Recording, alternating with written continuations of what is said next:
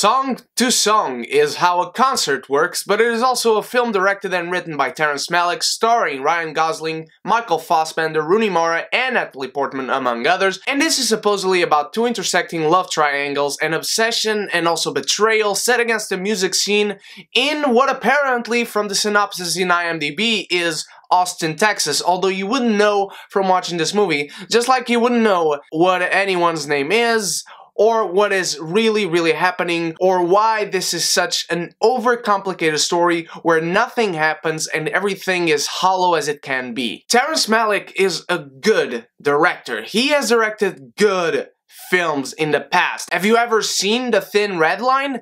It's an incredible movie that should be a war movie staple as much as Saving Private Ryan is. Have you ever watched Badlands with Martin Sheen?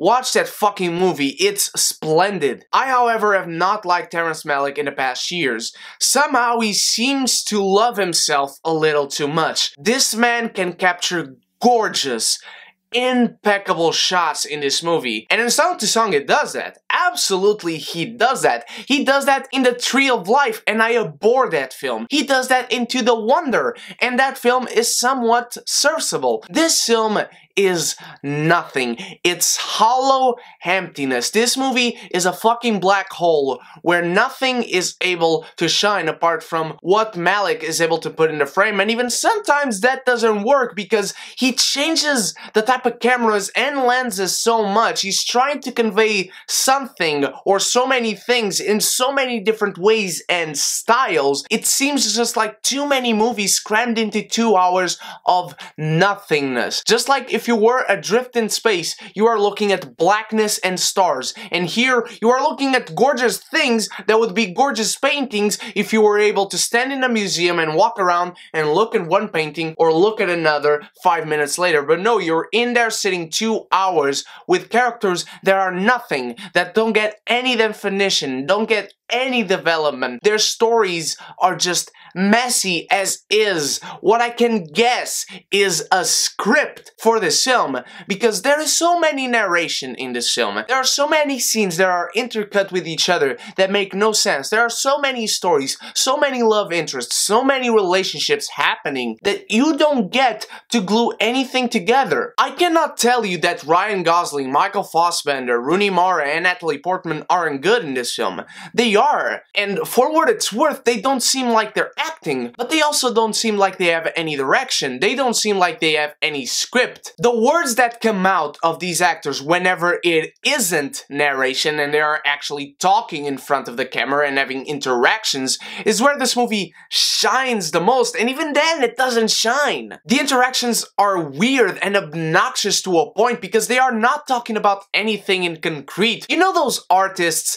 that use words that no one would think of when they are being interviewed about something specific and they are talking about something derivative and contriving, and they seem like to approach this interview in a philosophical sense and they think of themselves as these pseudo-intellectual people above everyone else. It's what these characters, and therefore Terrence Malick as a director and a storyteller, come across like. There is an entire section of this movie that I can only describe as Ryan Gosling, Michael Fassbender, and Rooney Mara go on vacation. And that's it. And even in that section, Rooney Mara somehow, for some reason, disappears. She is not talked about because none of them talk about anything. You just see them walking around or drinking in a bar or stealing something from a bar. Nothing happens, guys. In 2 hours, nothing fucking happens. They're supposedly musicians, and you see them a lot on stage, backstage in a concert in what I found out through the synopsis, that is Austin, Texas, but you don't ever see them express their passion through music, apart from 2, maybe 3 at most scenes, where Ryan Gosling is just playing a piano or playing a guitar, and he's saying small lyrics that it seems like he just made up at the moment. Also, Natalie Portman, for instance, among other characters in this film, comes out of nowhere and she starts being a main focus of the movie for about 20 minutes maybe, and then you don't feel nothing whenever something happens to these characters. Whenever they break up or they found out that someone is cheating on them with their significant other, you don't feel nothing. Because relationships are not explored, characters are not explored, there's no story in here, and it's just so insufferable. I have mentioned it, but I have not delved on what is the most egregious thing about this movie, and that is the editing. The editing in this film is absolutely appalling. I had a conversation actually with a friend of mine a few days ago where he's gone to talks with Malick's sound editor, a man who has worked with him in lots of movies, and I am not sure if he worked on this. But let's say for the sake of argument that he did. Or even if he didn't, this works. My friend told me that his sound editor just makes music for Malick, he sends the music, and then Malick, with the shots he composed on the film, sends it edited out to him with a song because he edits the shots according to the sounds that his composer makes for him. And that's all fine and dandy. Maybe that's worked in the past, maybe that also works with other directors and whatnot. But if he did this here, it doesn't work. If he didn't do this here, it might have been worth it that he did. You don't feel for anyone in this film because you don't understand anyone's motivation. As much as I believe that Ryan Gosling is truly suffering because he's crying in a scene where he's crying and he's just letting out all of his emotions, I don't believe that that is his character. I believe that that is Ryan Gosling and he's a good actor, so he makes me believe that he is truly suffering and crying, but I don't feel nothing for him as a character because everything and everyone in this movie is hollow. There are pretty images,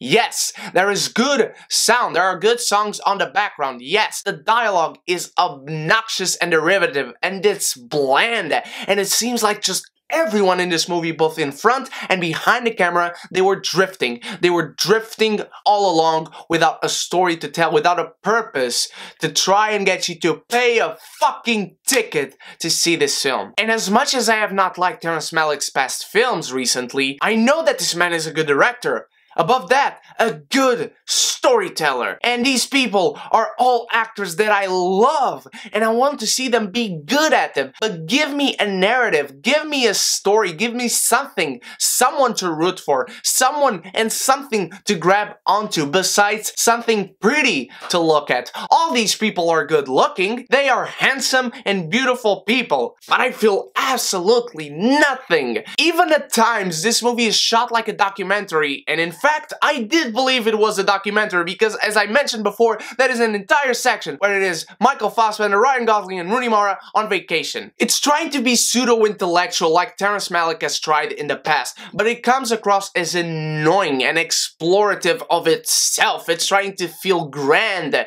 and superior to you as an audience, and it just comes across as nothing, as hollow emptiness. It is a black hole of looking at pretty images, but you have to sit there for 2 hours and pay a fucking ticket to see it. I cannot describe this movie as anything else than nothing. Nothing with no one about nothing, because no one is caring by the end. I did not care in the beginning, I did not care 1 minute throughout, I did not care by the end. I cannot say this is as bad as Resident Evil or many movies that I've reviewed so far this year, because it looks pretty. I can see that the sound design is well put together. I can see that the color correction is well put together, but song to song made me absolutely feel like Clark Gable.